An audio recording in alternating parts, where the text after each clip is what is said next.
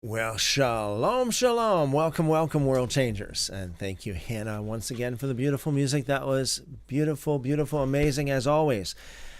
Tonight, we're going to get into the book of Judges, chapters 17, 18, and 19. I think that we're only going to have one more live stream. That will be it for the book of Judges. I pray that everything that we share here today would be a great blessing to you, increase your knowledge of the scriptures, your knowledge of the things of heaven, your relationship with God, and your knowledge of the truth. Amen, amen, amen. So, tonight, you may have noticed, tonight the live stream, especially on YouTube, is as per old way of doing things. As it was like about a week and a half ago, when we had our live stream open to view for all, but the live chat was members only. So I'm going that way tonight. Some of you may have noticed that. So the members, the live chat is restricted for members only, and the live chat or the live stream is viewable for all. I found that the live stream being cut in half a lot, and so there's on the channel itself we have the last several nights there were like 2 live stream videos that would come out of every single night. So that in and of itself was a little bit I'm not sure that would be the most fluent way of doing things, especially if somebody wants to listen to the live replay. Even if you are a member and you want to listen to a live replay, you'd have to listen to one half and then click into the other half. I think that's how it works. Please let me know if you guys have experienced something other than that. Unless it's set up automatically, I'm not 100% sure. It just seemed to me like having it cut in half was one thing that was a little bit inconvenient in that sense. Another one was that I didn't even. It's the timer. I could hardly see the timer here, so I'm not even sure when the live streams were actually being cut and how that actually took place. And the results from the test of doing this, using that new feature, it didn't seem to, I didn't get a whole lot of more fruit than what we would usually see on our regular live stream. So anyways, I think we'll use that feature in the future every once in a while. Maybe not every day of the week, but maybe every once in a while we'll do it anyway. And not that I'm completely abandoning that feature. However, if you're listening to this and if you are a member and you have something more to share, let's say you say, Christopher, I think maybe you need to consider this or consider that. If that's you, please feel free to send me an email, and I will value your feedback very much so. If you're a member and I don't get an email from you in regards to the format of the live stream, I will assume that you're like, okay, it's all good, Christopher. All right. So thank you guys for participating in the polls and thank you for your patience in riding this out with us. We're always trying to improve.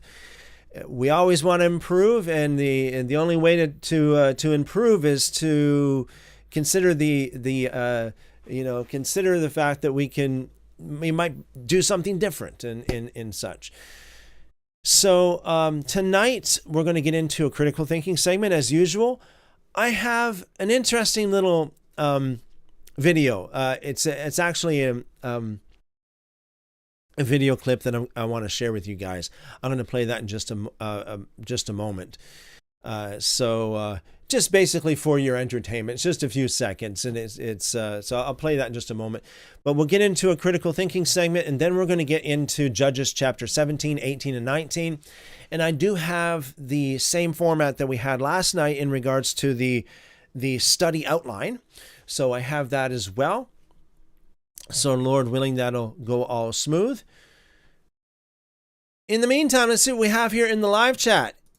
Calamento says shalom to all. Billy says shalom. Chipmunk says shalom, everyone. Felix says hi, everyone. Seek the Lord says shalom. And Hubert says thank you, Sister Chipmunk. Good evening to you all. Okay. Hubert says shalom. Chipmunk says good job, Hannah.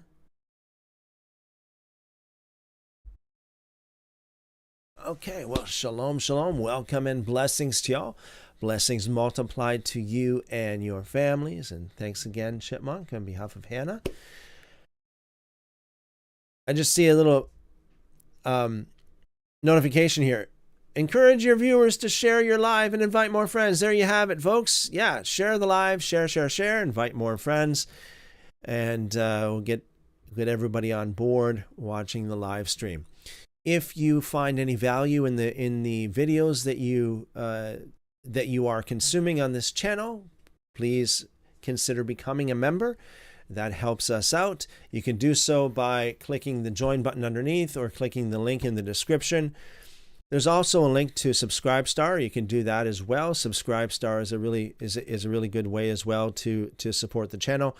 Subscribestar doesn't take as much of a cut as YouTube does, so you know more of your donation goes to where you want it to be. So thank you for your consideration. And thank you for those of you who are members and those of you who are supporters. Thank you from the bottom of my heart. It is much needed and appreciated. Thank you.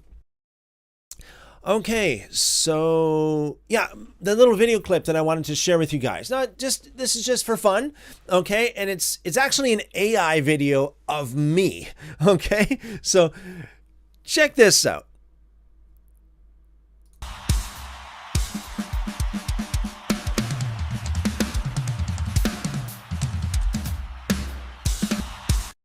All right. So just for fun, folks, there you have it. Yours truly in AI world playing a large set of drums. Okay. Anyways, let's get into critical thinking segment.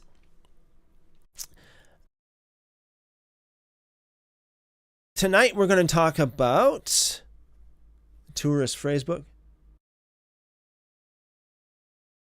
Seek the Lord says, I don't believe it was AI. All right. Yeah, well, there you go. You never know, you never know anymore. But yeah, so thank you, Seek the Lord. One of these days, you never know. One of these days, I might just do that. Jump on a set of drums and just go for it. Chipmunk says, so that's what is behind that neat room. Nice skills. There you go. Yeah, that's it. There's a secret compartment back here. Yeah, we get the smoke effects and all that kind of stuff going on. Okay, thank you, Chipmunk. Yeah, okay, so critical thinking, and then we're going to get into our reading with the study outline. To be a critical thinker, you must learn to navigate the most dangerous place in the entire landscape of learning, that first treacherous peak of false confidence. The tourist with a phrase book. Imagine you're a tourist visiting a new country. Hold on a second. Sorry, folks. This is from yesterday. Hold on a second. Glitch here. We got a glitch. Hold on a second. Yeah, I thought for a second this seems familiar.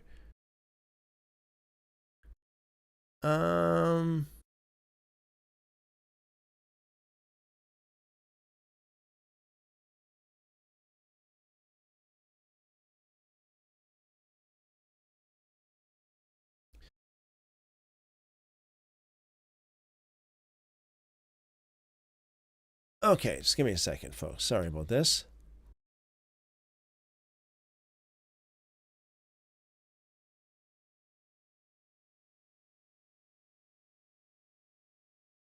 Okay, I think we're on the right track now.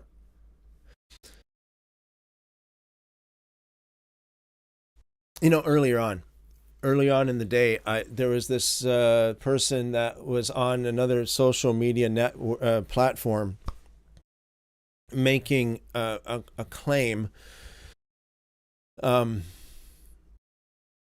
and it wasn't necessarily a claim in regards to scripture or anything like that, but it was a very uh,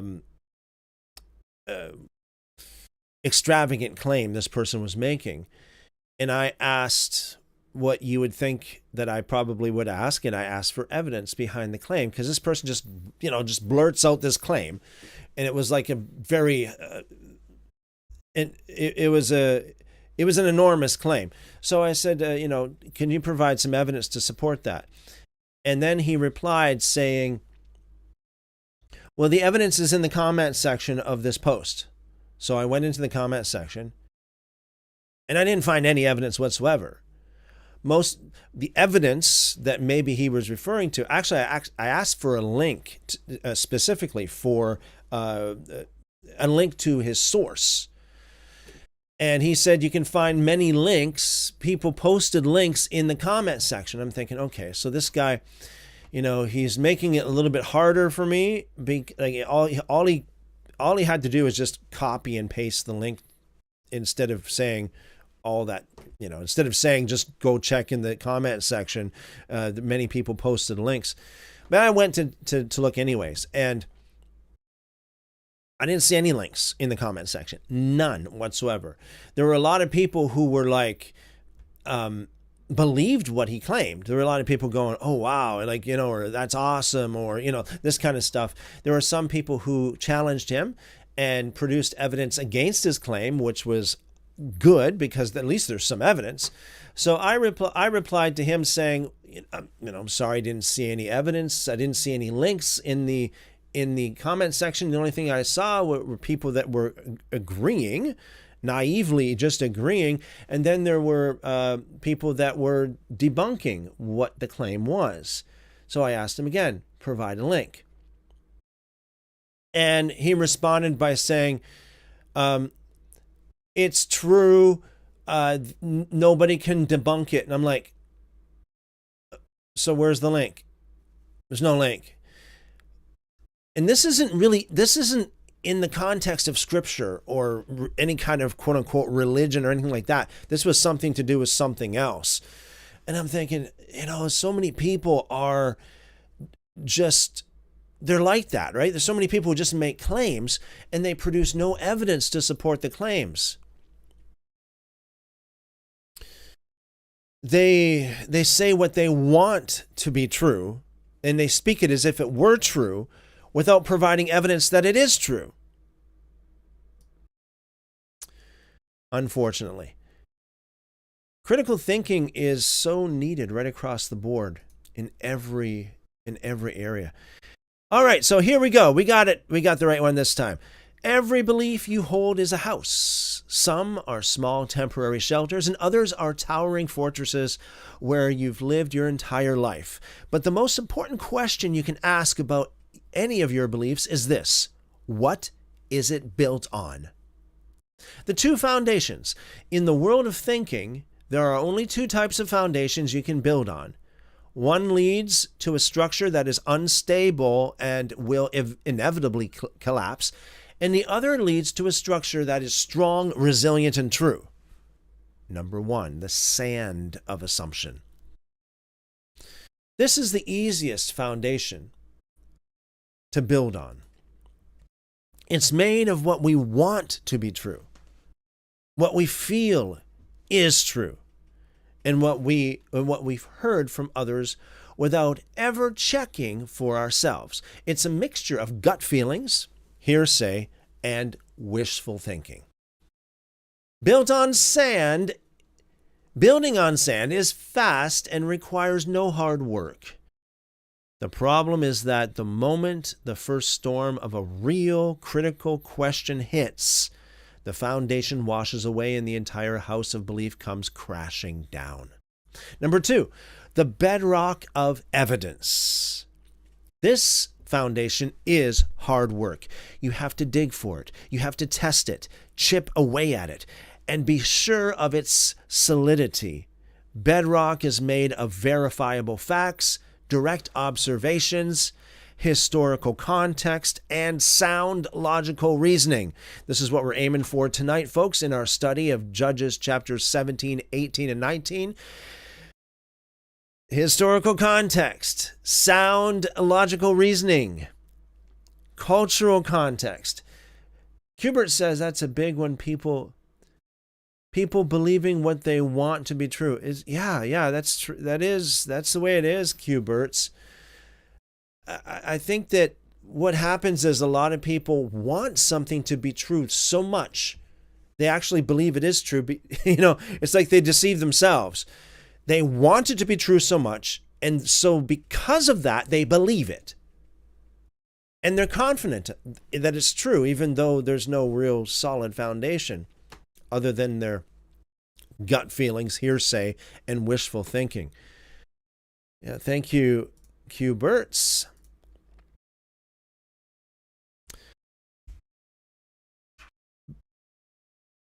Okay, the bottom here. Building on bedrock is slow and difficult. You know what I think about when I read this? I think about the slow and difficult journey that I've had up until this point right now. From just accepting everything, because it comes from the church and comes from, the established mainstream Christian narrative. And just accepting everything because of we got famous Christian leaders that would teach this and in that and the other thing, to actually chipping away, as it says here, testing it. You know what? I believe the truth will stand the test. Don't be afraid to test, as long as you use good testing. A good testing system, good testing methods. Don't be afraid to do that and to chip away at it, to be sure of its solidity, as it says here. So building on bedrock is slow and difficult, but a house built on this foundation is strong. It can withstand the storms of scrutiny and the earthquakes of new, challenging information. It is a safe place to live. The great danger, mistaking sand for stone. Here is the critical danger we all face. Our pride and our laziness can convince us that our pile of sand is actually solid rock. We become emotionally attached to the houses we build, and we refuse to inspect the shoddy foundation underneath. We make an assumption. Quote, my friend didn't text me back, so they must be angry with me, unquote. And our mind treats that assumption not as a shaky guess, but as a solid fact. We then furnish the entire house on that belief with more assumptions. Quote, they're probably mad about what I said yesterday, unquote. And, quote, I bet they're telling our other friends about it, unquote. We end up living in a massive imaginary castle built on nothing but a handful of sand. The master builder's tool, the inspector's question. To protect yourself from this, you must learn to think like a master builder and a ruthless foundation inspector. Before you accept any claim, and most importantly, before you build on one of your own, you must apply the inspector's question. Is this built on something I have to trust or something I can test? This one question cuts through everything. An assumption must be built or blindly trusted. You have to take it on faith that your guess about your friend's motive is correct. Oh, and by the way, folks, that I just heard news earlier today.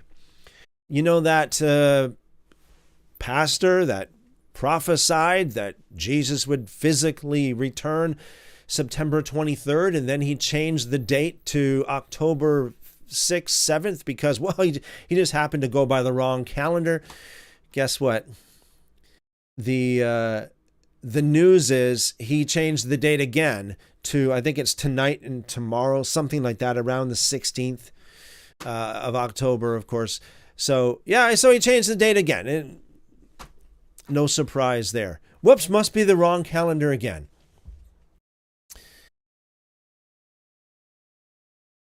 So it's like he builds on assumptions. This is all just the underlying foundation of the assumptions is pride. It's presumption and assumption. Blindly trusted. Remember those? Remember that video I played where these ladies were asking him questions? They're asking him questions, and he was just saying, basically, just trust me because I'm what did he say? 1,000,000,000%. What was it now? 1,000%. I forget what it was now. Some huge, enormous percentage. He's sure. He's so sure it's going to happen. Well, just because you're sure doesn't mean it's true. There's so many people that are so sure about many things. And we got to be careful that we don't fall into that either. I mean, we can deceive ourselves, as the scriptures say, it might be a little inkling of pride within us that would cause us to deceive ourselves. And I pray that never happens. Hubert says, someone stop that guy. Yeah. Someone should. I don't know. Seek the Lord says, is he still here? Yeah, he's still here. He's still here. I saw a video of, so he's still saying it's going to happen. And, who knows where it's going to go. But, this guy is just like one of countless people that do this kind of thing. I remember, I know I always talk about my dear late grandmother that she would tell me stories about people. I was just young. She would tell me about stories about people that would, quote unquote, prophesy these kind of things way back when she was young too, in the early 1900s. And the end of the world is coming. Jesus is coming back. She would tell me all kinds of stories of that kind of stuff going on. Thank you, Seek the Lord. And Cubert says 100 million billion percent sure. Yeah, that's about it. That's about what he was saying, more or less. Oh, wow.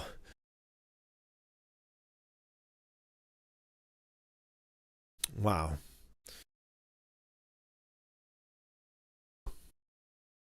I'm just thinking, maybe we should do sometime in the near future. Maybe we should do another live stream unpacking that aspect of eschatology. I know we have done some live streams in the recent past of eschatology and that kind of thing, but kind of coming at it from a different point of view, a different just a different viewpoint, like.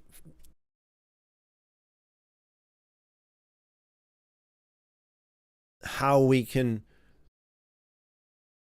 not to end up like this guy, how not to believe, how to keep yourself out of deception's path. All right. Thank you, guys.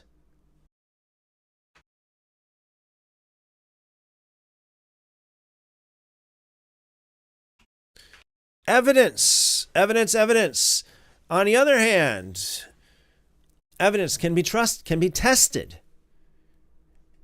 You can send a follow-up text. You can examine the historical record. You can check the verse and its original context. You know, I think about the historical record, the track record of people predicting the second coming physical return of Jesus is abysmal. The track record is abysmal, folks. You know, it's almost amazing how anybody can even go there at all anymore because of such such a failed track record.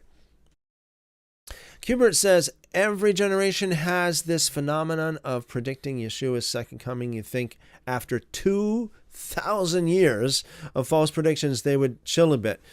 Yeah, you'd think so.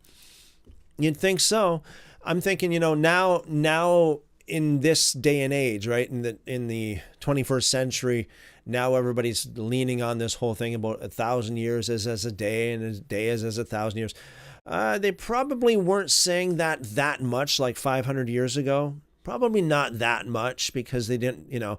But give it another 500 years, give it another 1,000 years, they'll change it to something else. They'll change it to another theory that they're going to say, oh, they'll make something up, just like this guy is making things up about the actual dating of it. Thank you, Kuberts. A critical thinker relentlessly chooses to build on what can be tested over what must simply be trusted. This is so deep, because Christianity is evangelical Christianity for the most part. And I'm trying to be very careful with how I word this. So many people pick apart my words like crazy, split hairs. But for the most part, evangelical Christianity is built upon just trust me, bro. Just trust me. It's just all about belief. You know, it's just all about belief. That's all. You know, and don't you dare test it, because that's doubting and that's of Satan kind of thing. And I think that that's so wrong anymore. I think that that's really, really bad. As we saw so far, even in the last few weeks of reading the scriptures, God doesn't have a problem with people testing. Well, I mean, I should say this. God doesn't have a problem with people honestly asking for evidence. That's what I should say. Frame it like that.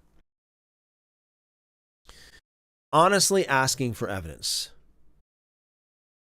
From a position of humility and honesty, seeking the truth.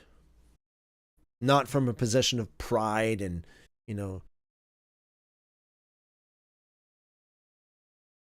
just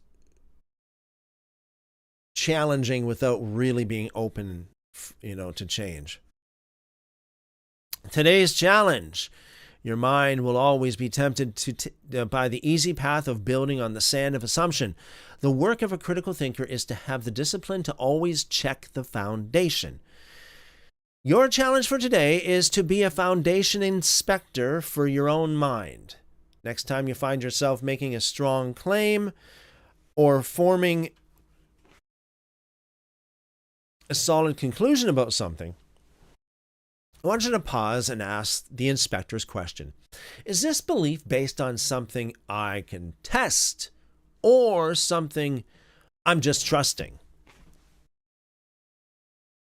You don't have to find the evidence right now. The entire goal is to practice the crucial act of distinguishing between the bedrock of verifiable evidence and the shifting sand of your own assumptions. It's the most important skill any master builder of beliefs can possess. All right. Okay, folks, we're gonna get into the meat of the subject tonight. I do want to run something across you guys as well, and every once in a while we talk about this. So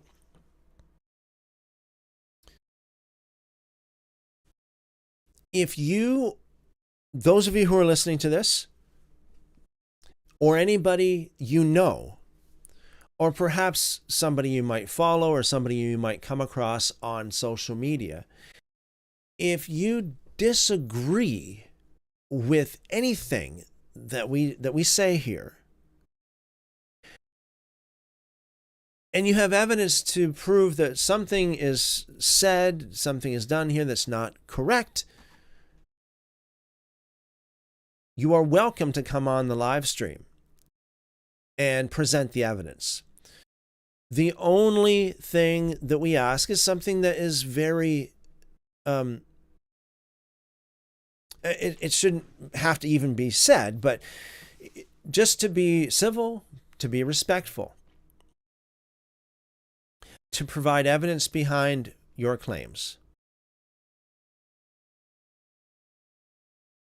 As long as you're not a troll, you're welcome to come on and talk about it with me. Maybe you got questions. Maybe you don't want to really have a debate. Maybe you just want to give me an interview. Maybe you want to ask me challenging questions. Well, fine. You're welcome to do that. You know what? Those of you who are listening to this, again, if that's you or someone you know, or maybe someone that you've run across on social media, you run across their feed, it's come up on your feed somehow. There's my email right there. Send me an email and we'll set it up. Okay? We'll set it up. Let me know and we'll do it. I'm thinking probably a weekend, Saturday or Sunday, and we'll do it. All right, folks.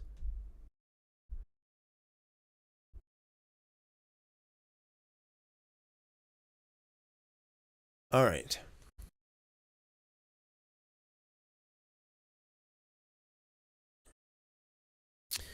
Our study outline for tonight, we have a study of anarchy, Judges chapter 17 and 19. Isn't that something? The book of Judges is really quite brutal in many ways, in more ways than one.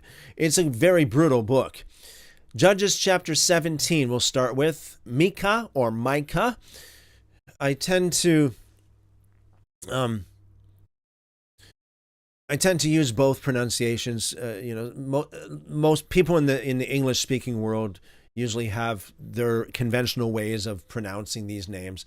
Either way, it doesn't really matter to me. So Micah would be more of the Hebrew way of pronouncing it, as far as we know. Again, we're talking about something that's thousands and thousands of years old. So it could surprise us really, and exactly how these names were actually pronounced. However, Micah is the typical Hebrew pronunciation. Micah would be the English way of pronouncing it. I'm going to use that interchangeably.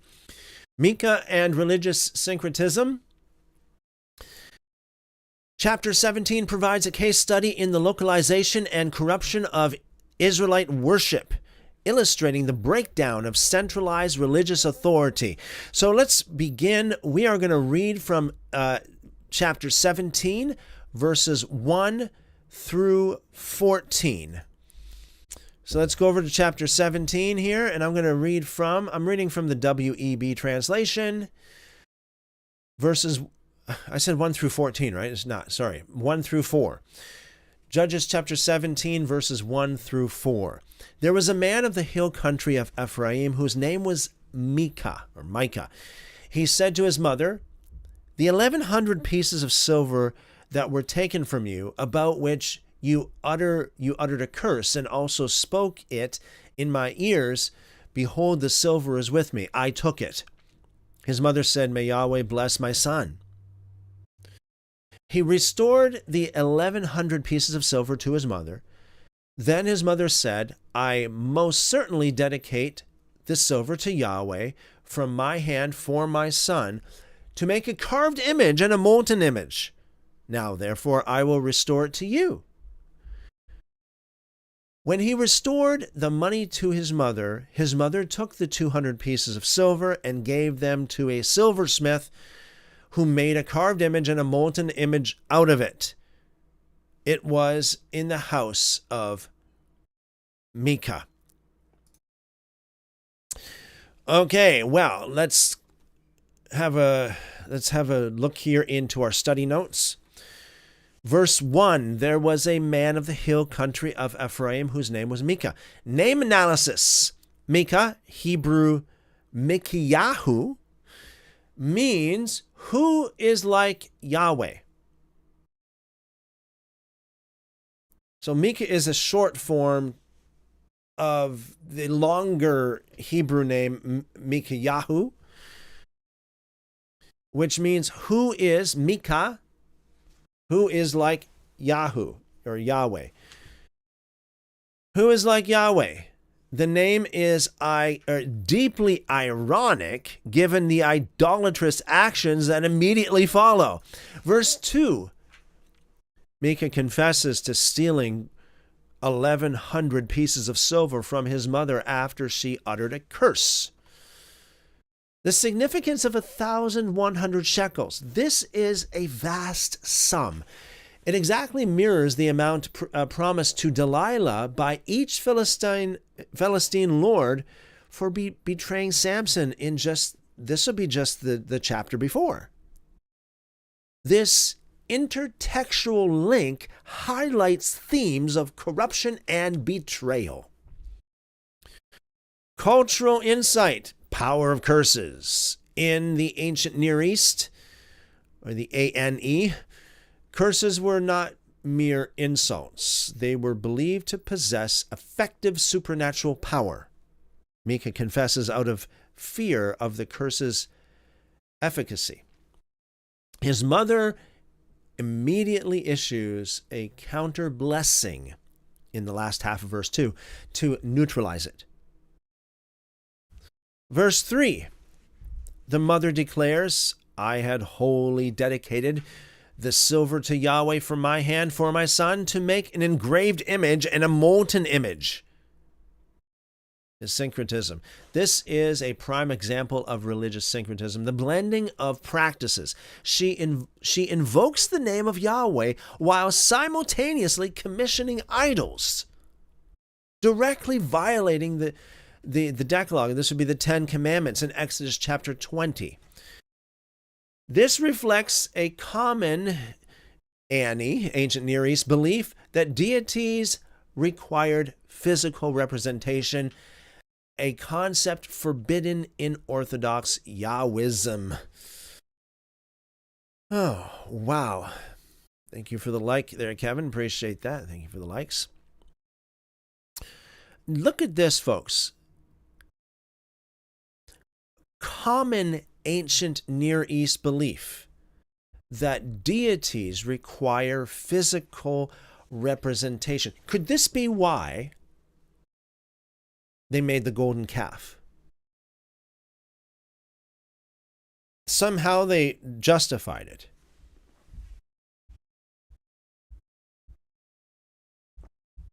Because perhaps of the cultural influence that they had. This subconscious influence of the culture. Y'all know that culture is so powerful in the sense, the influential power of culture is just astronomical. If you look at a picture, take, for example, a photograph of somebody or a group of people in the 20th century. Let's say, from in the 1900s. You can pretty much tell around what decade that photo was taken based upon what they wore, their hairstyles, things that they would have in the picture as well, but especially the way the way that they appeared. And I'm pretty sure most of these people would never think about it, like how powerful, how much the culture influenced the way that they dressed, their hairstyles. A lot of people don't even think much of it, And if it affects a person that much, can you imagine how much it would affect a person deep within their soul the way they think, the way they believe. Verse 4, only 200 shekels are used for the images. The fate of the remaining 900 is unstated, perhaps questioning the sincerity of the dedication. The next part is chapter 17, verses 5 and 6. And by the way, folks, again, let me know what your thoughts are in the live chat, especially on YouTube. And what I'm going to do here, especially on weekdays like this, when the live chat on YouTube is members only, I'm going to focus primarily on that. So those of you who are members on YouTube, you will definitely be either the only or at least the primary focus of the interactions of the night. So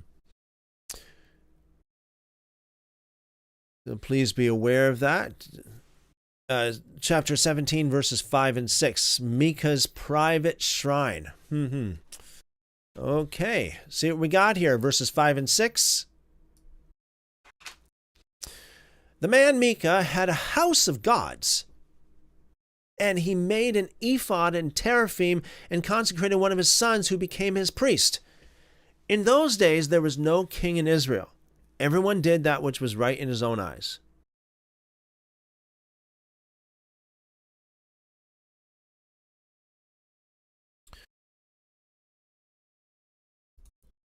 From the study notes.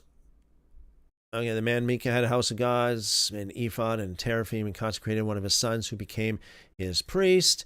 The ephod, while sometimes a priestly garment, here similar to Gideon's ephod in Judges chapter 8, it likely refers to an object used for divination, seeking oracles, or perhaps a covering for the idol. Teraphim. These are household gods or ancestor figurines, common across the ancient Near East. They were often associated with inheritance rights or divination. See Genesis chapter 31, verse 19, where Rachel steals Laban's teraphim. And may I add as well, if you look into the story of Abraham and his father, Terah, let me think now. His father,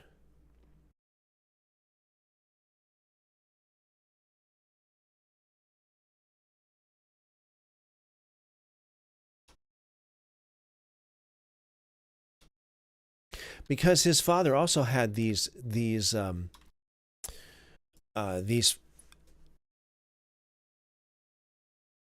idols as well. I had to double check because I'm thinking Terah and teraphim.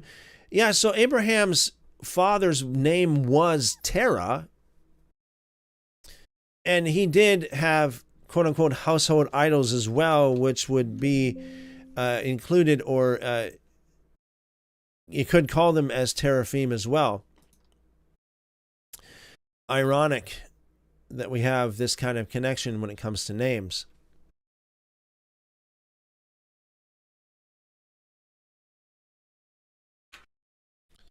Archaeological context, excavations from Iron Age, number 1, or Iron Age the first, Iron Age 1, if you will. Sites in the Israelite hill country, excuse me, let me try that again. Excavations from Iron Age 1 sites in the Israelite hill country have uncovered numerous household figurines and cultic stands. This confirms that quote-unquote folk religion often deviated significantly from the centralized and iconic, without images, worship described in the Torah. Aniconic images. That'd be opposite of having the icons. It would be the not having icons, if you will. Verse 6, the refrain, in those days there was no king in Israel. Everyone did that which was right in his own eyes. Historiography. This commentary likely stems from the Deuteronomistic historians writing later during the monarchic period, suggesting that such anarchy necessitates centralized authority.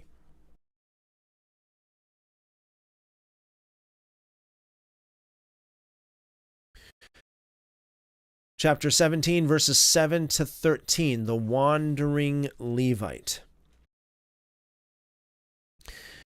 There was a young man out of Bethlehem, Judah, out of the tribe of Judah, who was a Levite, and he lived there. The man departed out of the city, out of Bethlehem, Judah, to live where he could find a place, and he came to the hill country of Ephraim, to the house of Micah as he traveled.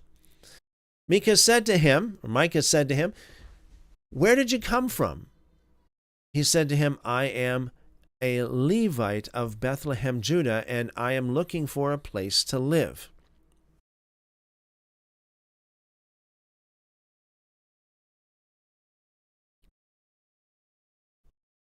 Micah said to him, "Dwell with me and be to me a father and a priest, and I will give you 10 pieces of silver per year, a suit of clothing, and your food." So the Levite went in. The Levite was content to dwell with the man, and the young man was to him as one of his sons. Micah consecrated the Levite, and the young man became his priest and was in the house of Micah. Then Micah said, "Now I know that Yahweh will do good to me, since I have a Levite as my priest." Study notes. A young Levite from Bethlehem, Judah, quote-unquote, sojourning, looking for work. So the socio-religious breakdown of this is that Levites were meant to reside in designated cities and be supported by the tribes. This is found in Numbers chapter 35. An unemployed, wandering Levite indicates the failure of this prescribed system. The priesthood becomes a mercenary transaction. Verse 13, Micah's conclusion. "Now I know that Yahweh will be good to me, seeing I have a Levite as my priest." Analysis. Micah exhibits a superstitious, transactional faith. He believes that employing an official Levite automatically legitimizes his illicit shrine, confusing the form of religion with its substance. Judges chapter 18, the Danite migration and institutionalized idolatry. This chapter escalates the narrative from private corruption to tribal apostasy and violent conquest, explaining the origins of the major northern sanctuary at Dan. So, chapter 18, verses 1 to 10, the Danite spies and Laish. Going back over to the text itself, Judges chapter 18, verse 1. In those days, there was no king in Israel. In those days, the tribe of the Danites sought an inheritance to dwell in. For to that day, their inheritance had not fallen to them among the tribes of Israel. The children of Dan sent 5 men to their family from their whole number, men of valor, from Zorah and Eshtaol, to spy out the land and to search it. They said to them, "Go, explore the land." They came to the hill country of Ephraim, to the house of Micah, and lodged there. When they were by the house of Micah, they knew the voice of the young man, the Levite. So they went over there and said to him, "Who brought you here? What do you do in this place? What do you have here?" He said to them, "Thus and thus has Micah dealt with me, and he has hired me, and I have become his priest." They said to him, "Please ask counsel of God, that we may know whether our way which we shall go shall be prosperous." The priest said to them, "Go in peace. Your way in which you go is before Yahweh." Then the 5 men departed and came to Laish and saw the people who were there, how they lived in safety, in the way of the Sidonians, quiet and secure, for there was no one in the land possessing authority that might put them to shame in anything, and they were far from the Sidonians and had no dealings with anyone else. They came to their brothers at Zorah and Eshtaol, and their brothers asked them, "What do you say?" They said, "Arise, let's go up against them, for we have seen the land, and behold, it is very good. Do you stand still? Don't be slothful to go and to enter in to possess the land. When you go, you will come to an unsuspecting people, and the land is large, for God has given it into your hand, a place where there is no lack of anything that is in earth." Okay, well, let's go again to the study notes. Going back to verse 1, the refrain repeats, the tribe of Dan is seeking an inheritance. The historical background is Dan was originally allotted coastal territory, as in Joshua chapter. We'll see that we're going to see that in Joshua chapter 19. Excuse me.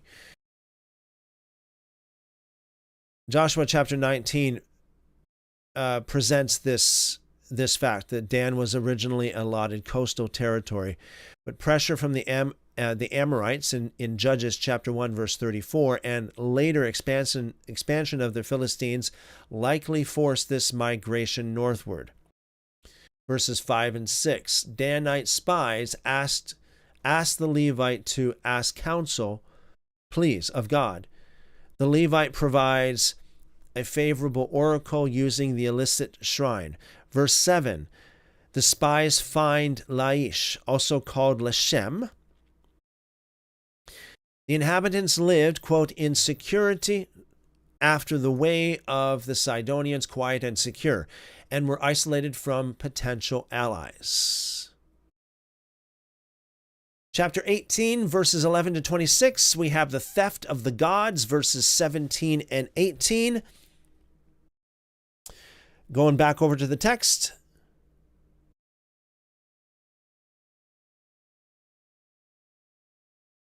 Okay, so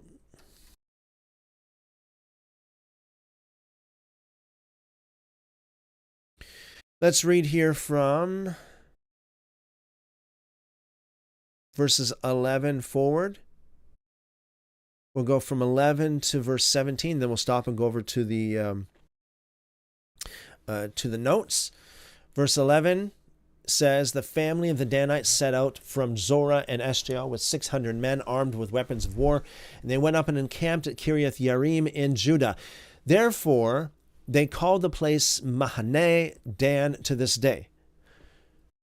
Behold, it is behind Kiriath Yearim. They passed from there to the hill country of Ephraim and came to the house of Micah. Okay, before we get too far here, I want to say this as well.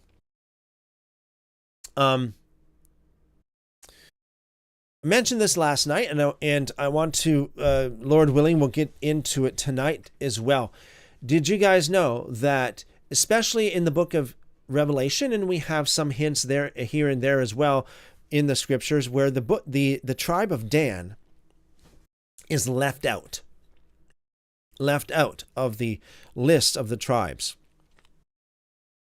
So there is speculation as to why the tribe of Dan was omitted in the book of Revelation. It could have been a scribal error, sure, it could have been, but there's also other explanations to that. We'll get to that in just a little bit as well after we read about this. And some of the explanations are based upon what we are about to read here. Verse 14. Then the 5 men who went to spy out the country of Laish answered and said to their brothers, do you know that there is in these houses an ephod, and teraphim, and a carved image, and a molten image? Now therefore consider what you have to do. They went over there and came to the house of the young Levite man. even to the house of Micah, and asked him how he was doing. The 600 men armed with their weapons of war, who were of the children of Dan, stood by the entrance of the gate. The 5 men who went to spy out the land went up and came in there and took the engraved image and the ephod, the teraphim, and the molten image. And the priest stood by the entrance of the gate with the 600 men armed with weapons of war. Study notes for this passage. Armed Danites steal Micah's idols, ephod, and the teraphim. Back to the text, verse 18. When these went into Micah's house and took the engraved image, the ephod and the teraphim and the molten image, the priest said to them, "What are you doing?" They said to him, "Hold your peace. Put your hand on your mouth and go with us. Be a father and a priest to us. It is better for you to be a priest to the house of one man, or to be a priest to a tribe and a family in Israel." So the question is it better for you to be a priest to the house of one man, or to be the priest of a tribe and a family in Israel? The priest's heart was glad, and he took the ephod, the teraphim, and the engraved image, and went with the people.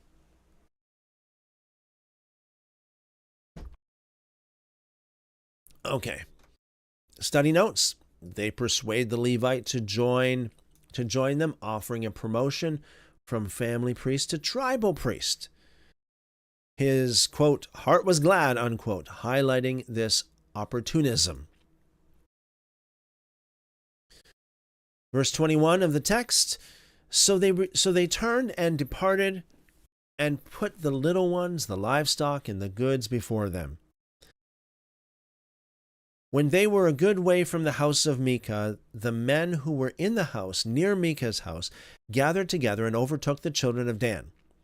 As they called the children of Dan, they turned their faces and said to Micah, "What ails you that you come with such a company?" He said, "You have taken away my gods which I made, and the priest, and have gone away. What more do I have? How can you ask me what ails you?"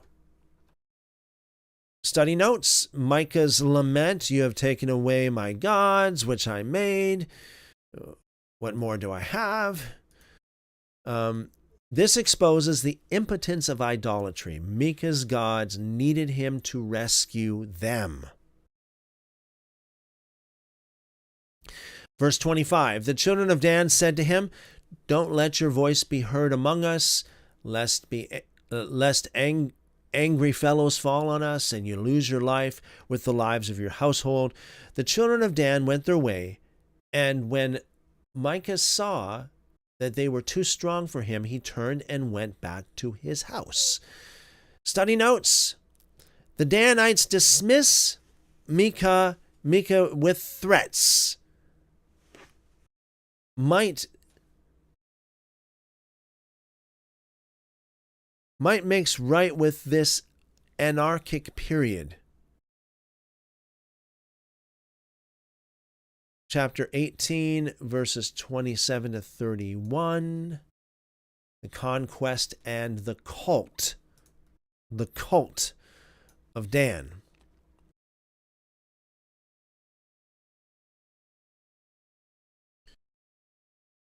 Verse 27. They took that which Micah had made, and the priest whom he had, and came to Laish, to a people quiet and unsuspecting, and struck them with the edge of the sword. Then they burned the city with fire. There was no deliverer, because it was far from Sidon, and they had no dealings with anyone else, and it was in the valley that lies by Beit Rehob. They built the city and lived in it. They called the name of the city Dan, after the name of Dan their father, who was born to Israel. However, the name of city used to be Laish. Notes: the Danites slaughter the people of Laish, burn the city, and rename it Dan. Archaeology, Tel Dan. Tel Dan, or perhaps more accurate to the pronunciation, Tel Dan. Laish is identified with Tel Dan in northern Israel. Excavations provide remarkable correlations with this narrative. Destructive layer. A prosperous Canaanite city, Laish, was destroyed by a massive fire during Iron Age 1. This would be around the 12th century BC. Israelite settlement. Following the destruction, a new population with distinct material culture, including pottery,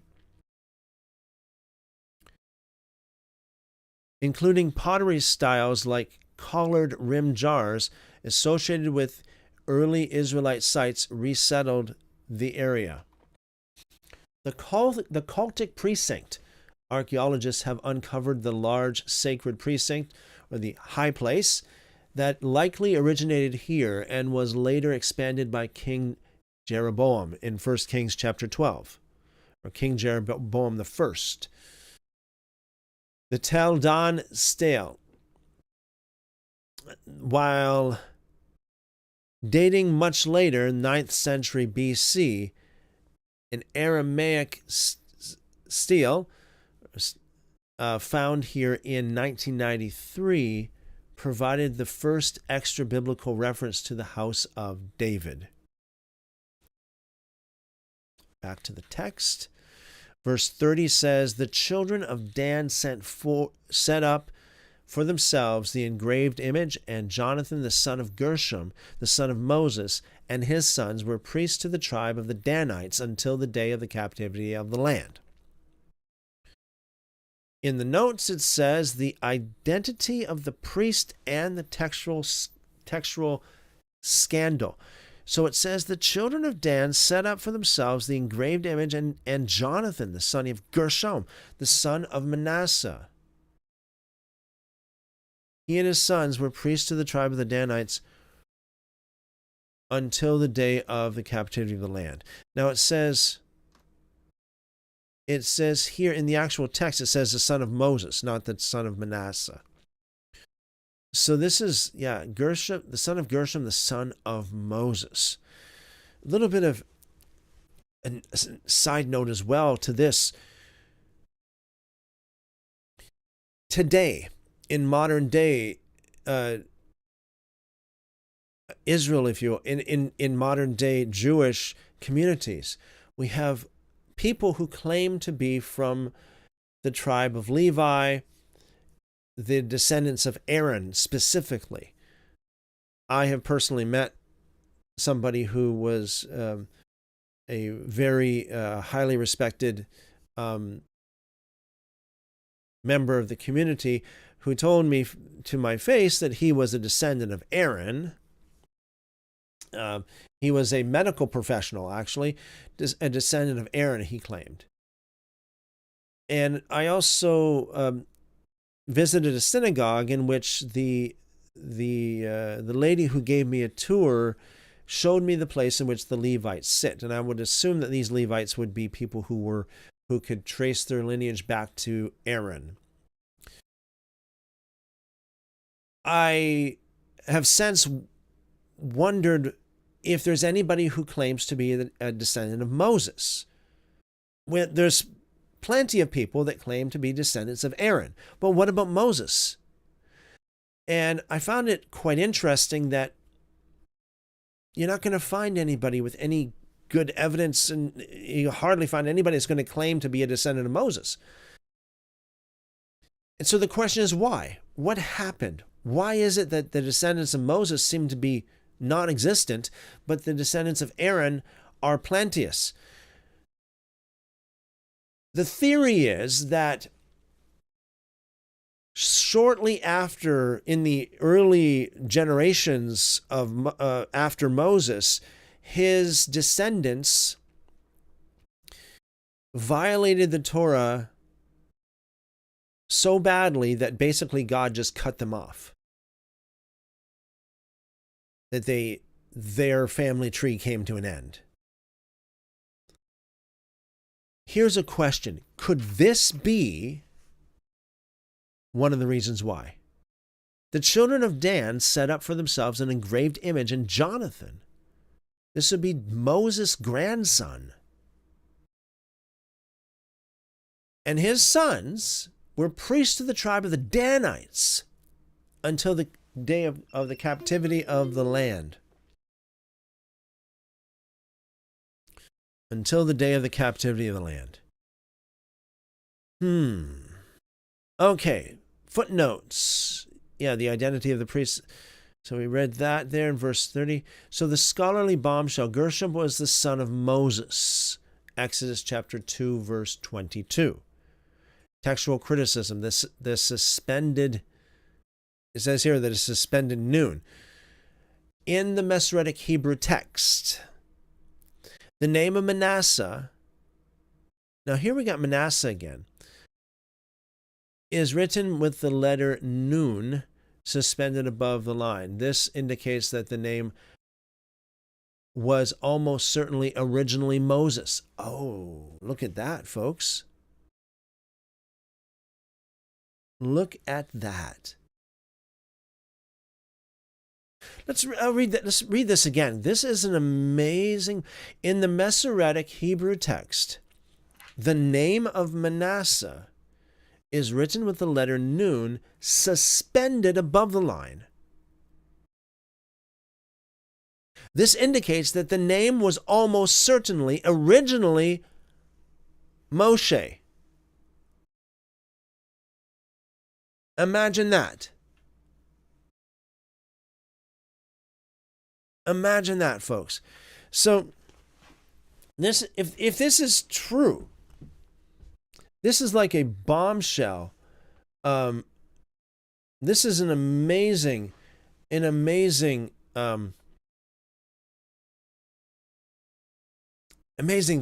because we have we have people that, I spoke about this briefly earlier, that they put a lot of emphasis on pronouncing the names correctly, according to their original pronunciation, especially in the Hebrew names, sacred names movement, okay? And I know that there is a sacred names Bible, and there's a couple sacred names Bibles. I wonder if, as far as I know, they don't, but just for the sake of critical thought here, I wonder if the name of Manasseh is actually Moshe in those sacred name Bibles. Because if it is, then, if this is true, if Manasseh is truly Moshe, then that would mean, for those of you who are really interested in the original pronunciation of names, that would mean that the original pronunciation of Manasseh or Manasseh would actually be Moshe.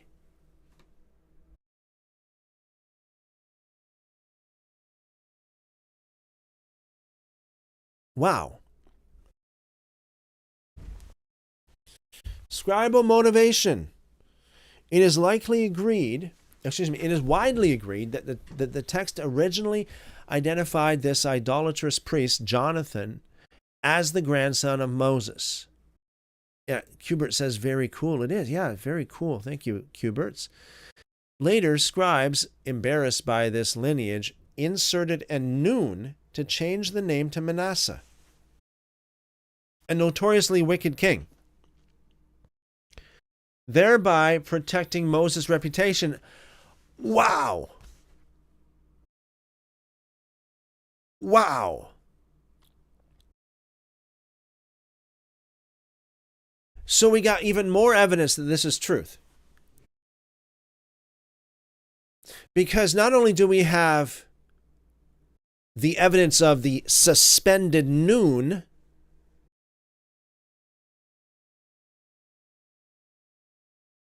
in the name Manasseh, but we also have evidence of the actual motivation for that suspended noon to protect the name of Moshe, seeing that Manasseh himself was such an evil king. Wow.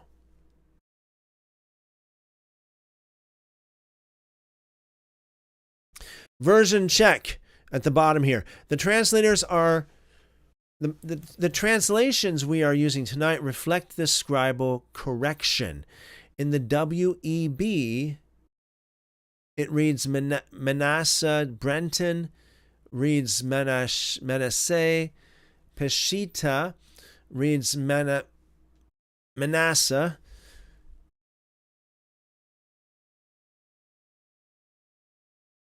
Wow.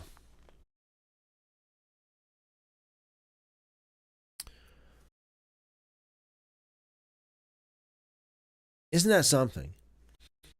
Verse 31. So they set up for themselves Micah's engraved image, which he made, and it remained all the time that God's house was in Shiloh. Note, Micah's image remained at Dan while the house of God was in Shiloh. This narrative serves as a polemic against the illegitimate northern sanctuary.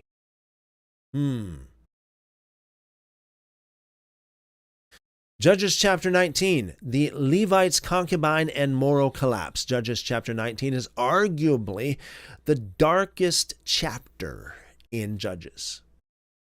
Moving from religious corruption to extreme moral depravity, highlighting the breakdown of hospitality, sexual violence, and societal fragmentation.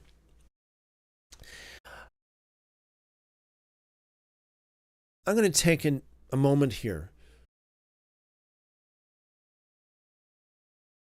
to say this again.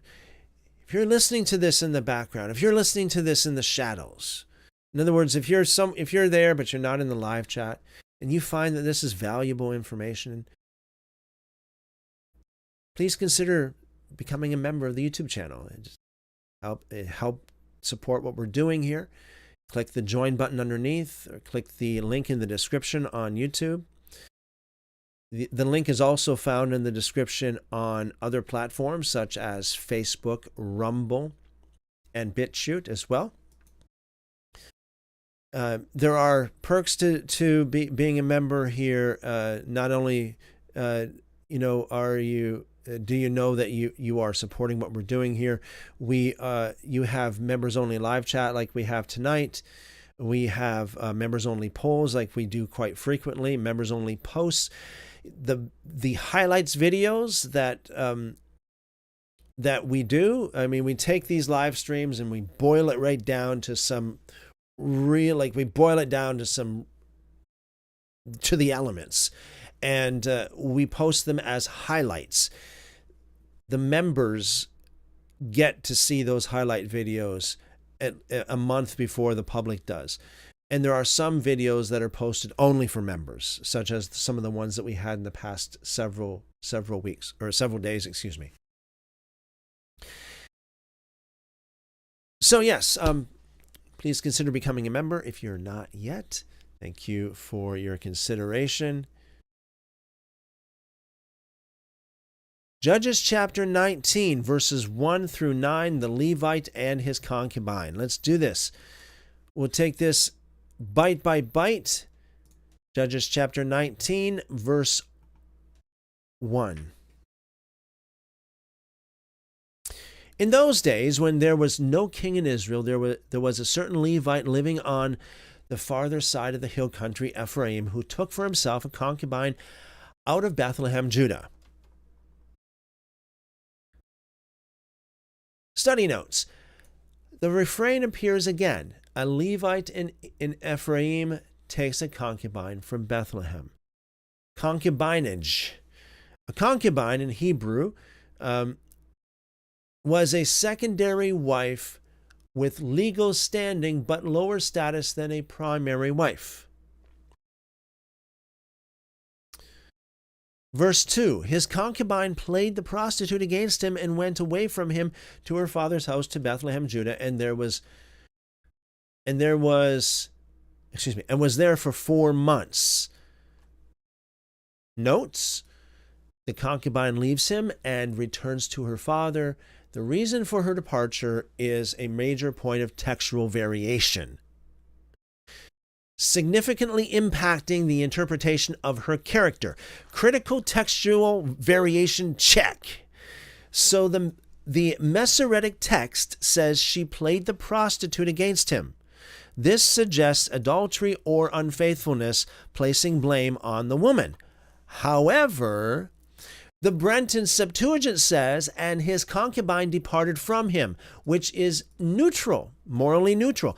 However, major Septuagint manuscripts, such as the Codex Vaticanus, read that she became angry with him. We do have variants of the Septuagint itself. The Peshitta says she, quote, despised him and went away, unquote.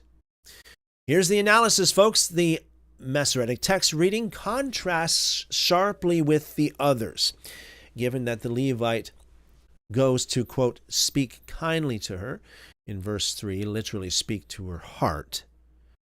The reading of anger or dispute in the Septuagint and the Aramaic Peshitta seems contextually more plausible than adultery. Wow. Isn't that amazing? Okay, back to the text, folks. It's good stuff. Good stuff. Back to chapter 19, verse 3. Her husband arose and went after her to speak kindly to her and to bring her again, having a servant with him and a couple of donkeys. She brought him into her father's house. And when the father of the young lady saw him, he rejoiced to meet him. His father-in-law, the young lady's father, kept him there, and he stayed with him 3 days. So they ate and drank and stayed there. On the 4th day, they got up early in the morning, and he went to depart. And he rose up to depart. The young lady's father said to his son-in-law, strengthen your heart with a morsel of bread, and afterward you shall go your way. So they sat down, ate, and drank, both of them together. Then the young lady's father said to the man, Please be pleased to stay all night, and let your heart be merry. The man rose up to depart, but his father-in-law urged him, and he stayed there again. He arose early in the morning on the 5th day to depart, and the young lady's father said, Please strengthen your heart and stay until the day declines. And they both ate. When the man rose up to depart, he and his concubine and his servant, his father-in-law, the young lady's father, said to him, Behold, now the day draws toward evening. Please stay all night. Behold, the day is ending. Stay here, that your heart may be merry. And tomorrow go on your way early, that you may go home. Notes.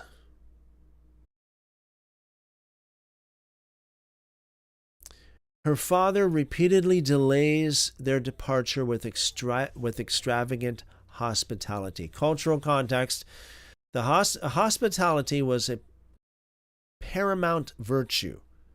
The father rigorously upholds this code, which contrasts sharply with the events that follow in Gibeah. The next section 19, or chapter 19, verses 10 to 21, the search for lodging. And we'll start with verses 11 and 12.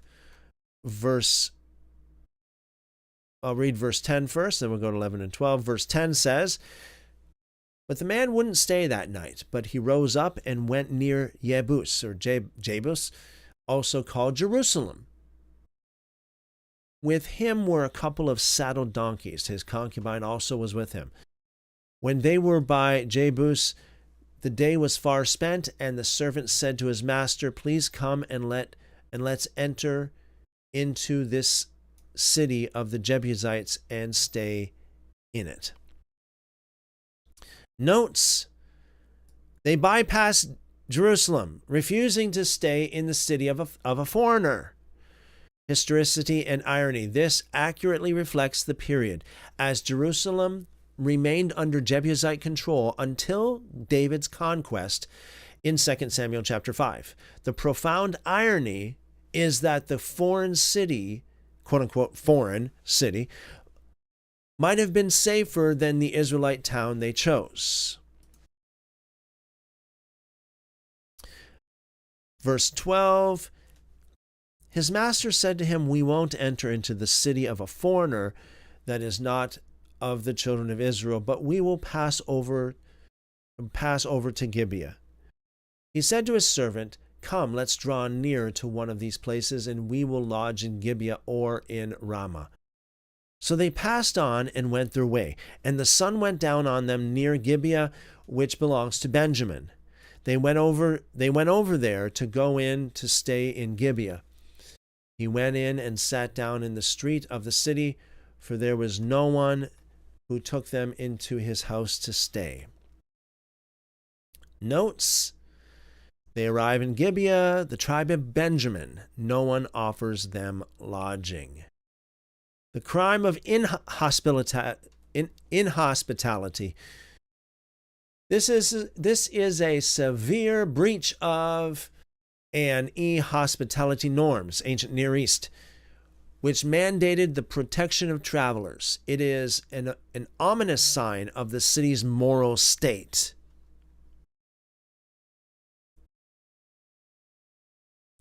Verse 16, behold, an old man came from his work out in the field at evening.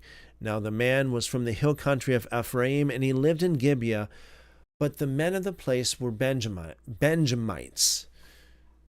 He lifted up his eyes and saw the wayfaring man in the street of the city, and the old man said, where are you going? Where did you come from?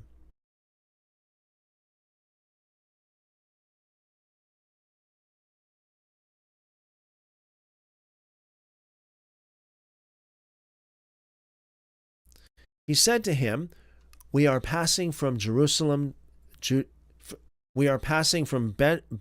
Judah, to the farther side of the hill country of Ephraim. I am from there, and I went to Bethlehem, Judah. I am going to Yahweh's house, and there is no one who has taken me into his house. Yet there is both straw and feed for our donkeys. And there is bread and wine also for me, and for your servant, and for the young man who is with your servants. There is no lack of anything. The old man said, peace be to you. Just let me supply all your needs, but don't sleep in the streets. So he brought him into his house and gave the donkeys fodder. Then they washed their feet and ate and drank.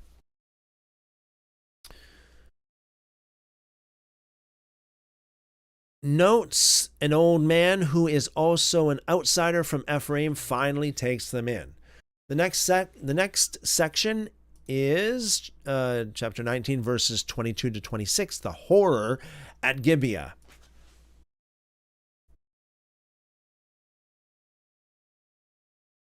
Here's the text, verse 22.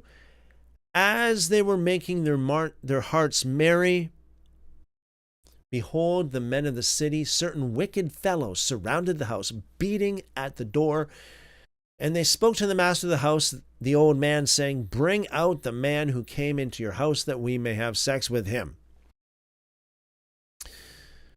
Notes, certain wicked fellows in verse 22. Literally, in the manuscripts, it says, sons of Belial. Sons of Belial. Worthless men. Keep in mind, folks, also the name Belial is another name for the devil. Another variation of this name, Belial, is Beliar, where we get the word liar from. Belial, just different. It's the same name, just different variations of it, names of the devil. So that here is where we have the idea that some men, some people are actually children of the devil. We read about this in John chapter 8 as well, where Jesus called a whole group of people the children of the devil, which is based on this concept that we read here in the Tanakh. So certain wicked fellows, to be more literal to the text, or more accurate to the text, it would say sons of Belial, surrounded the house. They demand, bring out the man who came into your house that we may know him. Okay, so this is very much like Lot, right? And his experience there at Sodom.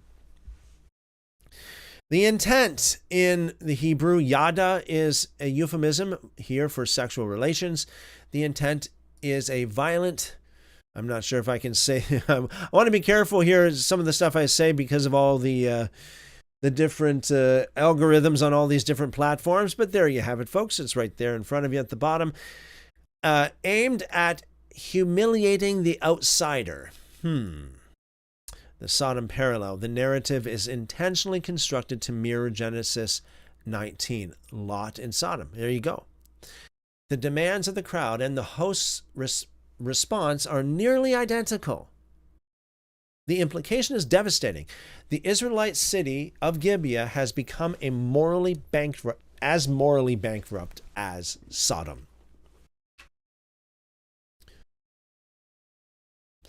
Verse 23, the master of the house, went out to them and said, "No, my brothers, please don't act so wickedly. This man has come into my house. Don't do this folly. Behold, here is my virgin daughter, and his concubine. I will bring them out now, humble them, and do with them what seems good to you. But to this man, don't do any such folly." The notes, the host attempts to protect his male guests by offering his virgin daughter and the Levite's concubine to the mob. Patriarchal structures. This horrific offer reflects a societal structure where women were often treated as property, expendable to secure the honor and safety of the men. The duty of the male guest, which upheld the host's honor, superseded the protection of the household women.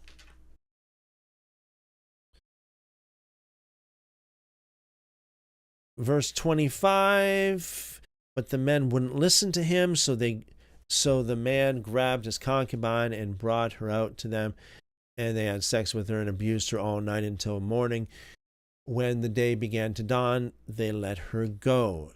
In the notes, it says the Levite, her husband, actively seizes his concubine and brought her out to them. He sacrifices her to save himself. Again, I want to make sure. I don't want to raise any unnecessary flags here, but you got it there in front of you, folks. They abuse her all night. Verse 26, she collapses at the doorway. So verse 26, it says, the woman came in the dawning of the day and fell down at the door of the man's house where her Lord was until it was light. Okay, so the next section is verses 27 to 30, the gruesome summons.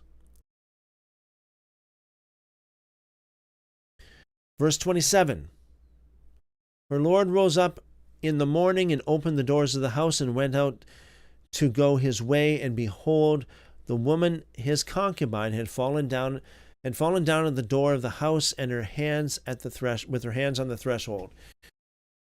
He said to her, "Get up and let's get going," but no one answered. Then he took her up on the donkey, and the man rose up and went to his place. When he had come into his house, he took a knife and cut up his concubine, divided her limb by limb into 12 pieces, and sent her throughout all the borders of Israel It was so that all who saw it said such a deed has not been done or seen from the day that the children of Israel came up out of the land of Egypt to this day. Consider it, take counsel and speak.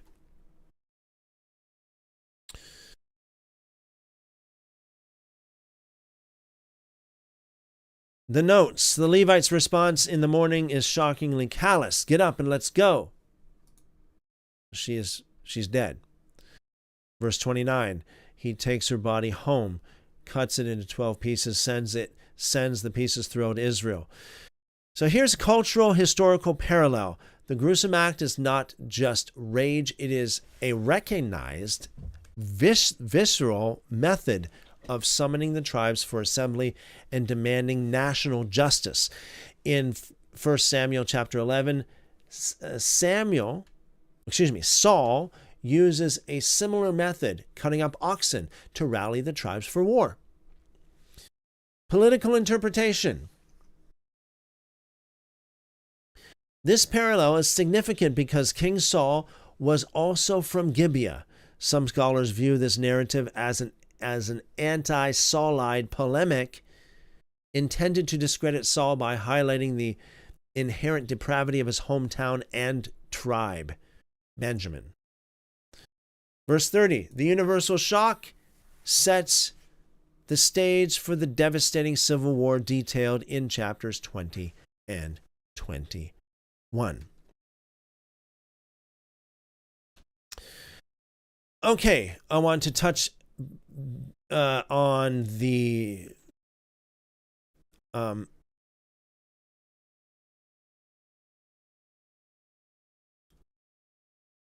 missing Dan in Revelation and why that is believed to be.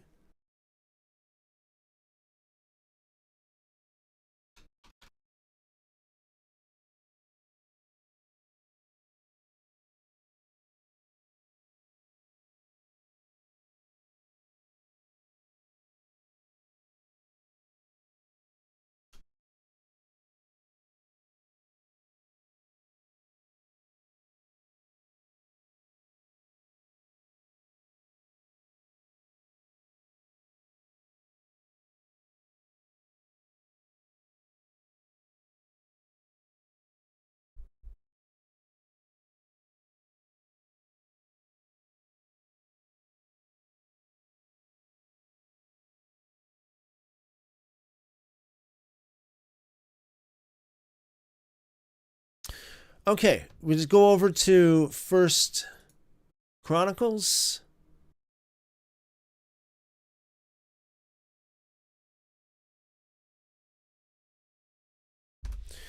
Of course, we're not going to read the whole thing, but let's just quickly look at this. First Chronicles,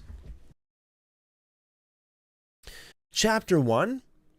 And you'll notice that beginning here in chapter 1, we're going to go through the tribes of Israel from chapter 1 through the sons of Israel there, descendants of Judah. So we get Judah, descendants of Jesse, descendants of Hezron. Okay.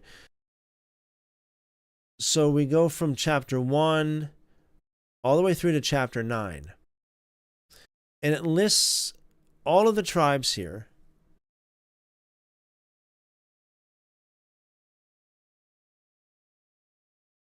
Except the tribe of Dan, the descendants of Simeon.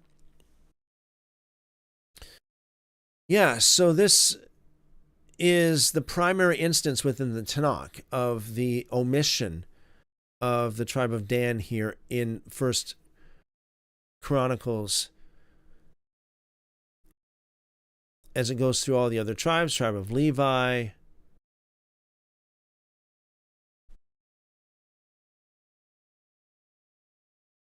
tribe of Issachar, Benjamin, Naphtali, Manasseh, Ephraim, Asher,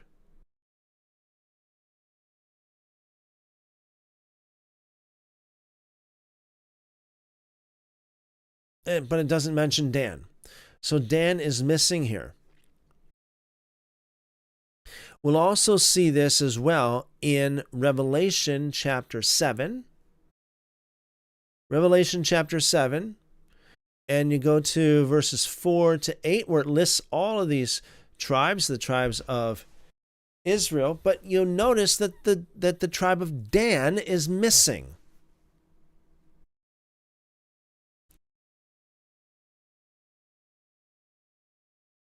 So why is this? Why is the tribe of Dan missing?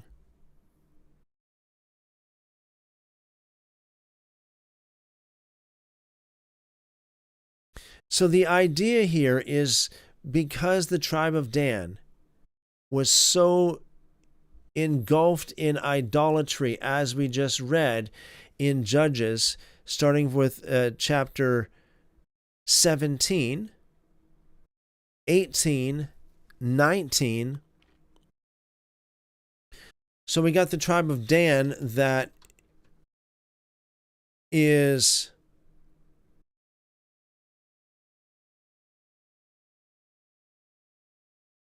missing here.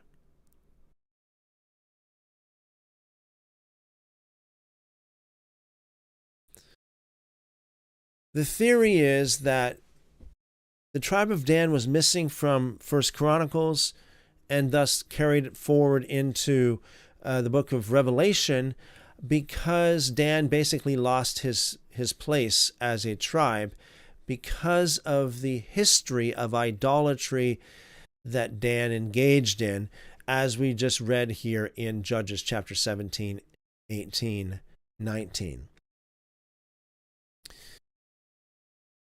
So that is, so that's the theory, folks.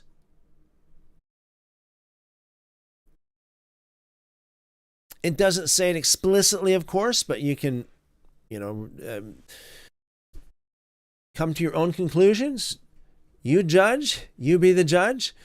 Why would the tribe of Dan be missing from the book of Revelation? Why would the tribe of Dan be missing from 1 Chronicles? Other than because of the idolatry that we read here in Judges.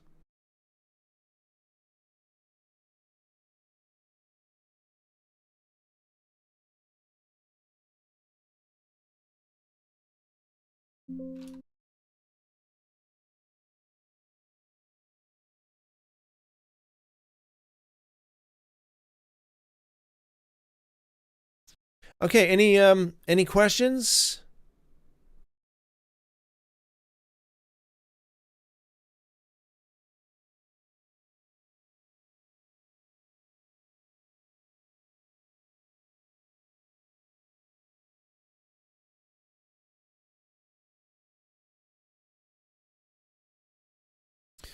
So, as I mentioned earlier, we have the invitation is open for this coming weekend for any of you, your friends, or anybody else that you may know of that would be interested in coming on as a live guest. Maybe you just want to share a testimony. Maybe it's not, necessarily to challenge what I say or any questions for me. Maybe you have a testimony that you'd like to share. Send me an email. Let me know, and we'll set it up. We'll set it up for you. Everybody is welcome, except for those who are disrespectful and those who will not be civil or reasonable. But if you are civil, reasonable, respectful, you're certainly welcome to come on. Just send me an email, and we'll work it out. All right, folks. So that'll be it for tonight. Tomorrow, Lord willing, we'll finish up the book of Judges. So tomorrow is Erev Shabbat already. Friday. So we'll finish up the book of Judges if we can. Chapters 20 and 21. Seek the Lord says, thank you for your time this evening, Brother Christopher. God bless you and all here richly and abundantly. See you tomorrow. Thank you very much. Seek the Lord. God bless you more. See you tomorrow. Blessings multiplied to you and your family. And Chipmunk says, interesting. Good study, Christopher. Many blessings to you and all. Good rest and have an awesome Friday. Thank you, Chipmunk. Appreciate that. Blessings multiplied back to you and yours. Yeah, have a good rest. God give you an amazing, refreshing rest. And Cubert says, thank you all. Thank you, blessings all. Thank you, Cubert's blessings multiplied back to you and yours. Okay, guys. So we'll see you, Lord willing, tomorrow, same time, same place. Keep calling on him, and he will show you great and mighty things, things that you don't know. Jeremiah 33:3. Love you guys. You guys are awesome. You guys are world changers. Good health and long life to you. I pray the Lord bless you and keep you. Make his face to shine upon you. Lift up his countenance upon you and give you wonderful, wonderful shalom. Amen, amen. We'll see you guys tomorrow.